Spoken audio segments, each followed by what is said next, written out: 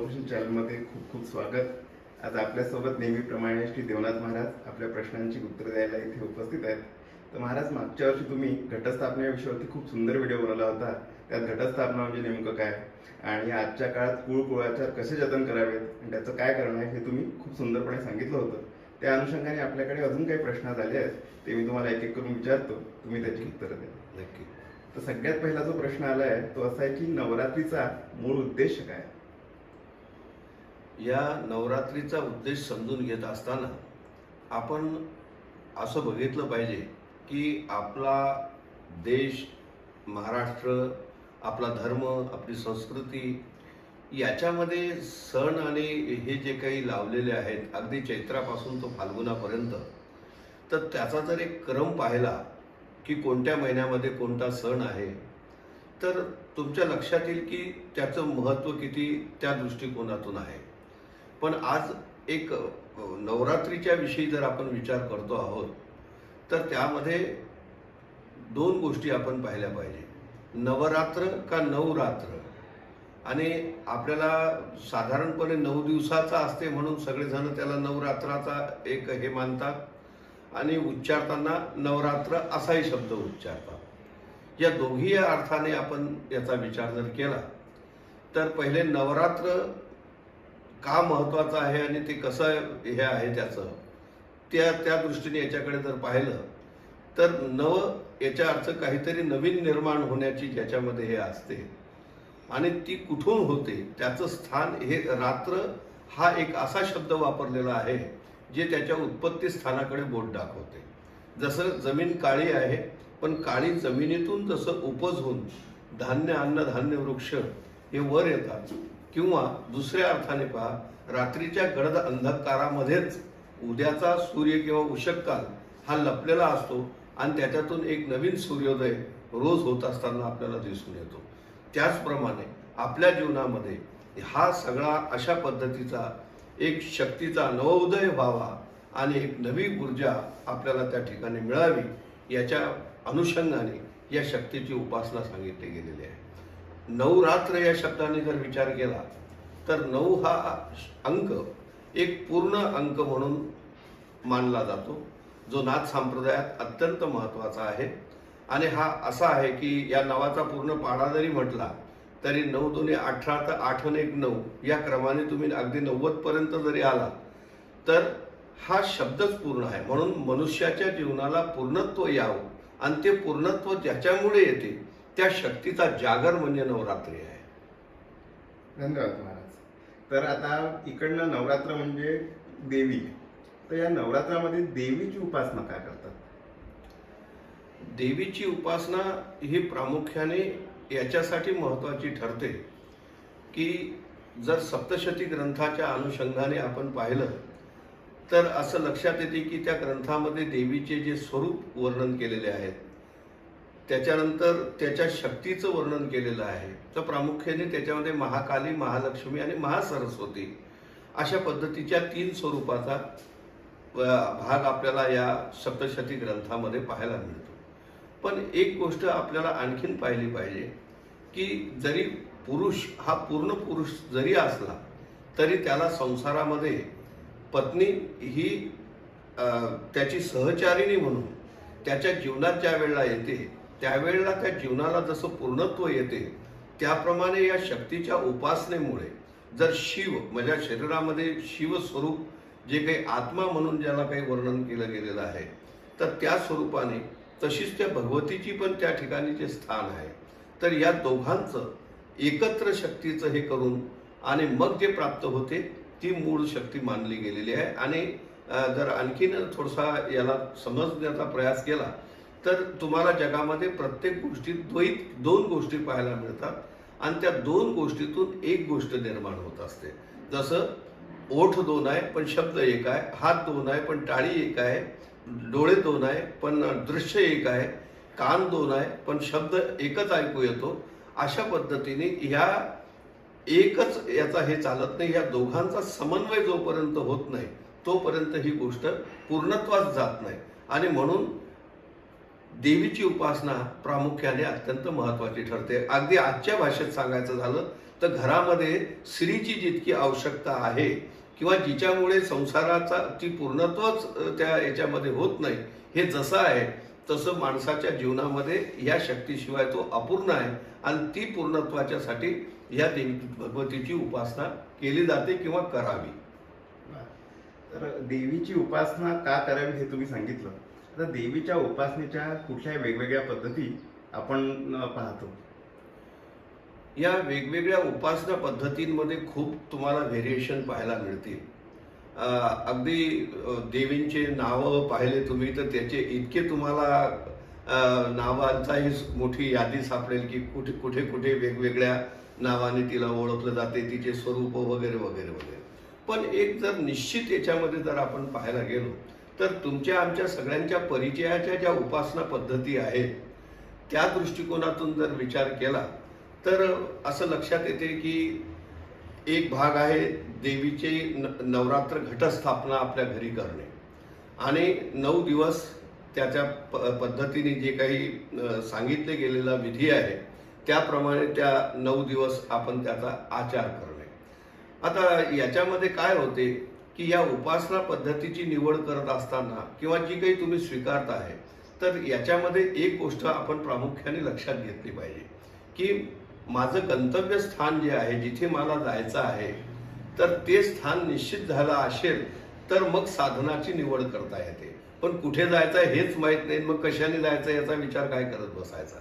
तर उपासना पद्धतीमध्ये प्रामुख्याने पुन्हा मी आधी जसं म्हटलं की देवीची उपासना का महत्वाची आहे, तर तुम्ही नवरात्राच्याच उत्सवाचा बघा की 9 दिवसाचं नवरात्र पूर्ण झाल्याच्या नंतर 10व्या दिवशी येते ती विजयादशमी, म्हणजे ज्याला आपण दसरा म्हणतो.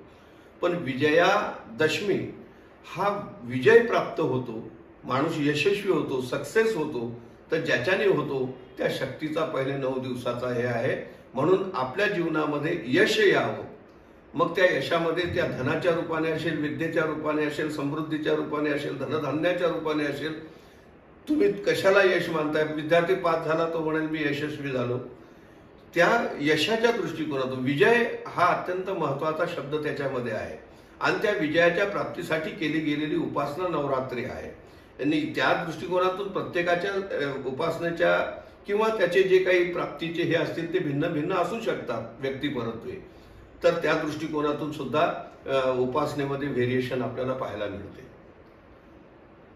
या उपासना पद्धतीमध्ये जर याच्यातल्या 2-3 उपासना पद्धतीबद्दल जर आपण चर्चा करायचं ठरवलं तर मी एक 2-3चा उल्लेख तुमच्या समोर त्या दृष्टीने करून हे करतो की प्रामुख्याने काय होते की मी जे आधी पाहिलेलं आहे किंवा ज्या उपासना पद्धतीला मी अगदी जवळून पाहिलाय, तर ह्या सप्तशतीचा ग्रंथपाठ असेल, नवरात्रीची रोजची पूजा असेल, याच्या व्यतिरिक्त कुमारिका पूजन असेल किंवा घागरी फुंकणे हा एक प्रकार त्याच्यामध्ये आपल्याला पाहायला मिळतो. काही महिला मंडळ एकत्र येतात, त्यांच्या हातामध्ये मातीचा घट असतो आणि त्याच्यामध्ये त्या फुंकर घालून फू फू एक प्रकारचा असा नाद त्याच्यामध्ये हे क्रिएट केला जातो आणि एखाद्याच्या अंगामध्ये जसा संचार व्हावा तशी ते त्यांच्यामध्ये एक प्रकारची अशी हे निर्माण झालेली असते की ते दृश्य एकदम पाहण्यासारखं असते. पण या उपासना पद्धतीला जर थोड्या उपासना या दृष्टिकोनातून पाहिलं की याच्यामधून काय साधलं जाते, तर याच्यामध्ये जो प्राणाची जी क्रिया केली जाते आणि ही प्राणाची क्रिया करत असताना जसं आपण प्राणायामाची क्रिया करतो तो बोटांचा उपयोग करून नाकाने श्वास देणे आणि सोडणे असा योगा करतो. पण ही घागरी फुंकणे हा शब्द आहे तो हातामध्ये घट आहे, त्याच्यामध्ये फू फू म्हणून जे काही हे केली जाते, तर त्या पोकळ घटामध्ये ज्या वेळेला एखादा आपण वायूचा हे फोर्सने त्याच्यामध्ये वायू ज्या वेळेला हे करतो, तर एखाद्या मंदिराच्या गाभाऱ्यामध्ये घंटानाद केल्यानंतर तो जसा त्याच्यात घुमतो तसा या वायूच्या याच्यातला सूक्ष्म नाद त्या घटाच्या याच्यामध्ये घुमून आणि जी स्थिती निर्माण होते, जी ऊर्जा निर्माण होते, ती ऊर्जा त्या साधकासाठी महत्वाची असते. म्हणून घागरी फुंकणे हा केवळ अंगात संचार येणे किंवा अशा प्रकारचा काही चमत्कारिक हे होणे असा नसून ती एक प्रकारची योगक्रियाच आहे. दुसरी गोष्ट याच्यामध्ये आणखीन गरबा, दांडिया वगैरे सारखे प्रकार आपल्याला आज खूप मोठ्या प्रमाणात सगळ्यात दूर पाहायला मिळतात. विशेष करून गुजरातमध्ये हा एक प्रसिद्ध असा तिथला भाग आहे. याच्यामध्ये त्या गरबा त्याचा एक विशिष्ट ड्रेस कोड असतो, त्या पद्धतीचे कपडे घालतात, हातामध्ये ते टिपऱ्या घेतलेल्या असतात, तसा एक हे निर्माण केलेला असतो आणि ते फेर धरून त्याप्रमाणे काही लोक एक अशी कुठले देवीचे गाणे लावतात आणि त्या रिदमवरती त्या पद्धतीच्या स्टेप्स नाच करतात आणि त्याला आपण गरबा खेळतोय असं मानतात. तर वास्तविक पाहता आता ह्या गरब्याला आताचं आलेलं जे स्वरूप आहे हे एक प्रकारचं आधुनिक आणि इव्हेंट केल्यासारखं स्वरूप आहे आणि त्याच्यामुळे तरुणींचा याच्याकडे जास्ती आकर्षण अट्रॅक्शनच्या दृष्टिकोनातून जास्ती भाग असल्या कारणामुळे याची पॉप्युलरिटी डे टू डे खूप मोठ्या प्रमाणात वाढते आहे आणि ग्रामीण भागापासून तर शहरापर्यंत अशा पद्धतीचं हे आपल्याला होताना दिसून येते. पण मी जसं आता घागरी फुंकण्याच्या बाबतीत सांगितलं तर वास्तविक पाहता गरबा हा जो मुळातच शब्दप्रयोग आहे तर तुम्हाला ऐकून माहीत असेल की नाही मला माहीत नाही, पण ग्रामीण याच्यामध्ये पूर्वी हा गरबा आणि गडबा असे दोन शब्द, गरबा गडबा, तर गडब्यामध्ये हा गडबा एक अशा प्रकारचा खेळ असायचा जो ग्रामीण भागामध्ये प्रामुख्याने खेळला जायचा. तर त्याच्यामध्ये जसं देवीचं घट स्थापन केलं जाते तसा गडबा म्हणजे एक घटच तिथे स्थापन केला जातो आणि त्याच्या जवळ रात्री सगळे गावातली जी काही मंडळी असतील ते खेळतात, असा तो प्रकार आहे. पण याच्यातून जर त्याचं रहस्य जर शोधून काढलं तर कुठल्याही देवीची उपासना करत असताना ती फक्त देवीची नसावी किंवा कोणत्या देवाची उपासना करताना फक्त देवाची नसावी. देवीची असेल तर त्याच्यासोबत तो देवही असावा आणि देवाची असेल तर देवीची असावी. म्हणून हा जो गरबा आहे ऍक्च्युअली देवीच्या सोबत ती शिवाची उपासना आहे आणि शिव हा तांडव किंवा नृत्यप्रिय नटराज असल्या कारणामुळे त्याच्या प्रसन्नतेसाठी अशा पद्धतीचा खेळ करण्याची पद्धती किंवा प्रघात होता. जसा घागरी फुंकणे हा जसा देवीच्या प्रसन्नतेसाठी आहे तसा गरबा हा शिव प्रसन्नतेसाठी असून या दोघांचं मिलन म्हणून दोन हातामध्ये टिपऱ्या, एक शिव आहे एक शक्ती आहे आणि या दोघांच्या मिळून मिळणारं जे शिवशक्तीचं चैतन्य आहे ते माणसाला खूप मोठी ऊर्जा देऊन जाते. म्हणून मला असं वाटते की तरुणांनी या दृष्टिकोनातून याच्याकडे जर पाहिलं तर मला वाटते खेळाच्या सोबत या ऊर्जेची आणखीन आपल्याला छान प्राप्ती होऊ शकते आणि आपल्या विकासासाठी त्याचा चांगला उपयोग होऊ शकतो. याच्यानंतर काही गोष्टी आपल्याला आणखीन पाहायला मिळतात की जसं एक गोष्ट आहे की या 9 दिवसामध्ये ठरवून दिलेले प्रतिपादीपासून तर नवरात्रापर्यंत आज कोणता रंग आहे त्याच रंगाचे कपडे घालावे.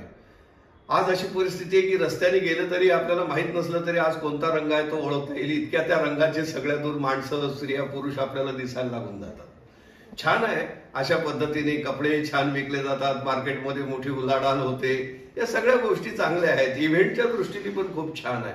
पण मी पुन्हा ह्या ज्या गोष्टी बोलतोय तर माझा त्याच्या मागचा आशय आहे की हा आनंद घेत असताना जर तो आनंद अज्ञानातून येत असेल तर तो टिकत नाही. पण ही गोष्ट मी का करतो आहे याचं जर मला ज्ञान असेल तर ज्ञानाने मिळणारा आनंद खूप मोठा असतो आणि टिकून राहणारा असतो. म्हणून केवळ अमुक दिवशी हिरवा, अमुक दिवशी निळा, पिवळा, पांढरा केवळ अशा कपडे घालण्याने काय होते आहे तर ही जी रंगसंगती आहे ज्या 9 दिवसामध्ये या सगळ्या रंगांचं वर्णन केलं गेलेलं आहे त्याच्या मागे एक एक गुणांचं, एक एक रसांचं त्याच्यामध्ये, नवरसांची संगती त्याच्यामध्ये आहे. ते त्या शक्तीचं प्रतिनिधित्व करत असतात. जसं पांढरा रंग हा सात्विक प्रधानता असल्या कारणामुळे त्या दृष्टीने त्याचा हे असला पाहिजे. पण मला त्याच्यासोबत आणखीन एक गोष्ट आवर्जून सांगायची आहे की केवळ तसा कपडा घालून माझ्यामध्ये सात्विकता येईल का असं जर तुमचं म्हणणं असेल तर त्या दृष्टिकोनातून त्याच्यासोबत त्या सात्विकतेची जोड त्याला द्यावी लागते. किंबहुना एक असं पहा की लहान मुलगा आहे आणि तो लहान मुलाने त्याच्या वडिलांनी त्याच्यासाठी पोलिसचा ड्रेस आणला आणि त्याने तो घातला. आता हा मुलगा लहान आहे पण पोलिसचा ड्रेस घातला तर तो अशा आविर्भावात चालतो की तो एखादा पोलीस आहे म्हणून. याचा अर्थ असा की तो तशा पद्धतीचा वेश परिधान केल्यावर तशा प्रकारची एक उर्मी, तशा पद्धतीची ऍक्टिव्हिटीज त्याच्या हातून सहज घडायला लागते आणि तो तसा वागायला लागतो.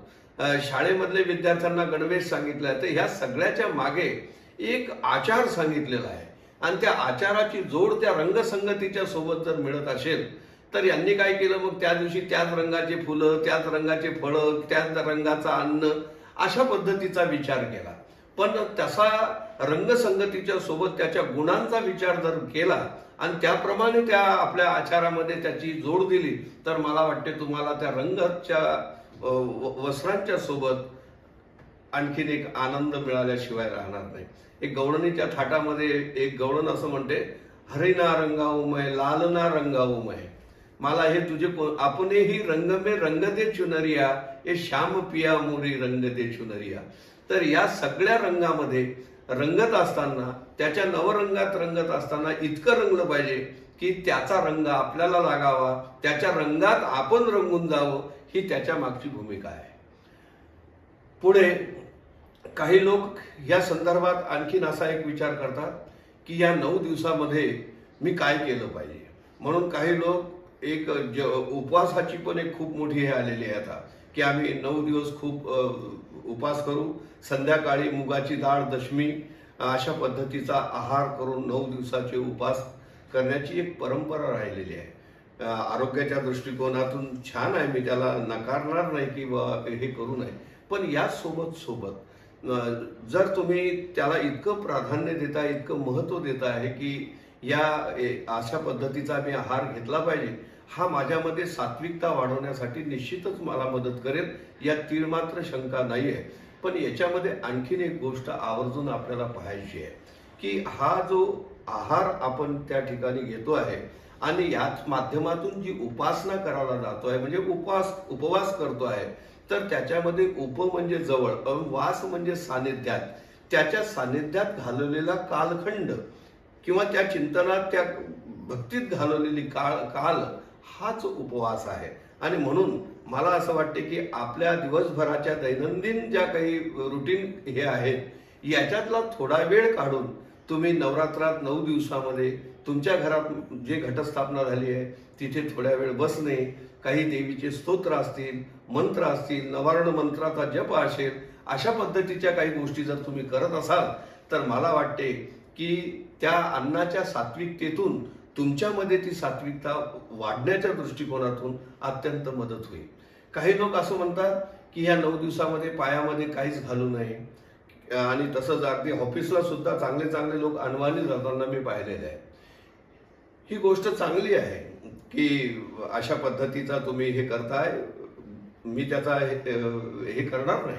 पण असं का करता आहे तर त्याच्या मागे एक लक्षात घ्या की जसा घट आहे तो मातीचा आहे, त्याच्यावर परडी ठेवली त्याच्यातही माती आहे, त्याच्यावर धान टाकलं जाते, तर ह्या पृथ्वी तत्वाचा खूप मोठा उपयोग त्या ठिकाणी केला जातो. आणि आज आपण ज्या पद्धतीने आपलं जीवनमान झालेलं आहे तर ह्या पृथ्वी तत्वापासून आपण खूप लांब चालले जातो आहोत. तर अशा दृष्टिकोनातून पायाचा आणि त्यातल्या त्यात जमिनीचा संपर्क जर येत असेल तर त्या दृष्टिकोनातून ह्या नवरात्राच्या काळामध्ये तुम्हाला चांगल्या प्रकारची ऊर्जा पृथ्वी तत्वाची मिळण्यासाठी मदत होऊ शकते. पण जर तुम्ही सिमेंटच्या रस्त्यावरून चालले आहे आणि नुसतंच अशा ठिकाणी की जिथे तुमचा त्याच्याशी काही संबंध येत नाही आहे तर त्याच्याने तुमच्या पायाला त्रास होऊ शकतो, कुठे खडा, कुठे एखादा किडा टोचला जाऊ शकतो. तर अशा वेळेला केवळ शरीराला दंड देण्यासाठी किंवा अशा पद्धतीचं हे दाखवण्यासाठी हे नसावं, पण त्याच्या मागचे जे हेतू आहे ते साध्य होण्यासाठी जे करता येईल तशा पद्धतीचा प्रयोग जर केला तर त्याच्यात अधिक डोळसता आल्याशिवाय राहणार नाही, असं माझं प्रामाणिक मत आहे. आणि ह्या दृष्टिकोनातून मी घागरी फुंकणे असतील, उपवासाचा विषय असेल, या पद्धतीच्या चर्चा असतील, या सगळ्या पद्धतीने तुम्हाला काय आज याच्यामध्ये होते या पद्धतीने सांगितलं. पण तरी जाता जाता मी याच्यात एवढं नक्की म्हणेन की चाहे तुम्ही काहीही करा, पण मी आग्रही आहे सगळ्या भगवतीच्या भक्तांच्या जवळ की तुम्ही त्याच्यातलं रहस्य जाणून घ्या, समजून घ्या आणि मग तो करा. नक्की इव्हेंट करा, त्याचा आनंदही घ्या, पण त्याच्यासोबत हे कशासाठी करतो आहे, याच्यातून मला काय मिळते आहे, हे जर तुम्ही त्याच्यासोबत गेलं तर बाहेर बऱ्याचशा काही ज्या विकृती पाहायला मिळतात त्या टाळल्या जातील आणि एक चांगल्या पद्धतीचं भगवतीचं शक्तीचं कृपा आशीर्वाद भक्तांना त्या ठिकाणी प्राप्त होतील. या उपासना पद्धतीमध्ये इतकी शक्ती आहे. तर महाराज तुम्ही उपासना पद्धती म्हणजे घटस्थापना, घागरी फुंकणे, गरबा, वेगवेगळ्या रंगाचे कपडे आणि सगळ्यात शेवटी नियम, हे सगळे ऊर्जा मिळवण्याचे, शक्ती मिळवण्याचे प्रयोग असून त्यातला आपण जर मूळ उद्देश समजून घेतला तर आपण ऊर्जान्वित होऊ, अशा प्रकारे तुम्ही त्याला मार्गदर्शन केलंय. तर सगळ्यात शेवटी जो एक प्रश्न येतो की जो अत्यंत व्यस्त लाईफस्टाईल असल्यामुळे जर लोकांना अगदी काही करणं शक्य नसेल तर किमान काय करावं या नवरात्रीच्या काळामध्ये जेणेकरून देवीची कृपा प्राप्त होईल? असे बरेचसे परिवार आहेत की ज्यांच्या घरी नवरात्रीचा घटस्थापनेचा विधीच नाही आहे. काहींच्या घरी आहे, काहींच्या घरी नाही आहे. काहींना आवड आहे, काहींना नाही आहे. असे बरेचसे व्हेरिएशन आपल्याला पाहायला मिळतात. पण खरं सांगू का, तुम्ही जर थोडंसं पाहाल तर या नवरात्रीच्या नंतर जसं आपला नवरात्री दशमी झाली की नंतर तिकडे पुढे येतो तो कोजागिरीचा, कोजागर, म्हणजे ज्याला ही शक्ती मिळाली त्याचा जागर म्हणून देवीचा जो आहे जागर केला जातो. आणि हा आपल्या ठिकाणी आपल्या स्वतःलाच एक प्रकारचं चैतन्य, एक प्रकारची जागृती, एक जागर करण्याचा हा एक खूप मोठा चांगला विधी आहे. आणि त्या उपासनेचा मूळ उद्देश पण हा जागरच असा आहे की माझ्यातला जागर, कोण जागा आहे, तर तो मी जागा आहे. माझ्यातला त्या शक्तीचा उदय व्हावा म्हणून उदयस्तु हे असे शब्द देवीच्या ह्याच्यामध्ये शब्दप्रयोगात केले जातात. आणि म्हणून जी शक्ती स्वरूपिणी आहे, या देवी सर्वभूतेषु शक्तिरूपेण संस्थिता, नमस्तस्ते नमस्तस्ते नमस्तस्ते नमो नमः. तर तुम्ही जर त्या सप्तशतीच्या ग्रंथाला पाहाल तर त्याच्यामध्ये जो पाठाचा जो क्रम आहे, मग त्याच्यामध्ये देवीचा अर्गला असेल, कवच असेल, सगळ्या ज्या पद्धतीने देवीचा पाठ केला जातो तर एक व्यवस्थित बांधणी त्याच्यामध्ये केली गेलेली आहे. पण सर्वसामान्य माणसाला ज्याला या सगळ्या पद्धतीत काहीच जमत नाही, तशा प्रकारचे 9 दिवसाचे कपडे असतील, इतके उपवास असतील किंवा आणखीन काही अडचणी असतील, अशा याच्यामध्ये जर काहीच जमत नसेल तर एक उपाय मी मात्र तुम्हाला निश्चित सांगू शकतो की ज्याचा उपयोग तुम्ही जर या 9 दिवसामध्ये केला तर त्याचा खूप चांगला फायदा तुम्हाला होऊ शकतो. हा मुगाच्या डाळीचा पासून, म्हणजे मुगाच्या डाळीचं जे पीठ आहे त्याच्यापासून बनणारा मुगदळाचा जो लाडू आहे, ह्या लाडवाचा देवीला नैवेद्य दाखवून किंवा हिरवे मूग, जसे आपण शिवाला शिवमूठ वाहतो तसे सबंध मूग देवीला वाहणे, मुगदळाचा लाडू या याच्यामध्ये जर आपण देवीला नैवेद्य दाखवून त्याचा प्रसाद आपण ग्रहण करतो ज्यावेळेला तुम्ही उपास सोडताय त्यावेळेला, तर याच्यामध्ये त्या तत्वाचा समावेश आहे जो माझ्या आतमधल्या ऊर्जेंना आणखीन चांगल्या प्रकारे प्रगट होण्यासाठी किंवा त्या व्यक्त होण्यासाठी त्या मदतीसाठी साह्यभूत होऊ शकतात. म्हणून तुम्ही पहा, मुगाची डाळ आणि दशमी या मुगाच्याच डाळीचा समावेश त्याच्यामध्ये केलेला आहे. त्यावेळेला या इतर डाळींना वर्ज्य केलेला आहे आणि मुगाच्याच डाळीला प्रामुख्याने प्राधान्य दिलं गेलेलं आहे. या दृष्टिकोनातून विचार केला तर तुम्ही एक तर सबंध मुगाचा उपयोग करा, मुगदळाचा लाडू शुद्ध तुपातला गायच्या तो बनवून त्याचा नैवेद्य अर्पण केला, याचाही तुम्ही उपयोग करू शकता. हेही शक्य नसेल तर सगळ्यात शेवटी मी इतकंच म्हणेन की एक झेंडूचं फूल देवीला, देवीचा मंत्र, नवार्ण मंत्र म्हणून श्रद्धेने तुम्ही अर्पण करा, नमस्कार करा. तुम्हाला तरी सुद्धा त्या भगवतीची कृपा प्राप्त झाल्याशिवाय राहणार नाही. खूप खूप धन्यवाद महाराज. नवरात्र या विषयावरती आपल्याकडे जेवढे प्रश्न आले होते त्याची तुम्ही अगदी विस्तृत उत्तर दिली आहेत. तेव्हा सगळ्या प्रेक्षकांना विनंती आहे की तुम्ही जीवन ऑपरेशन चॅनलला सबस्क्राईब करा, जेणेकरून तुम्हाला या विषयावरचे व्हिडिओचे नोटिफिकेशन्स येत राहतील. आणि तुमचे काही प्रश्न असतील तर जरूर आम्हाला कमेंट्समध्ये कळवा, जेणेकरून आम्ही त्याची उत्तरं पुढच्या वेळेस देण्याचा प्रयत्न करू. धन्यवाद. जय श्रीनाथ.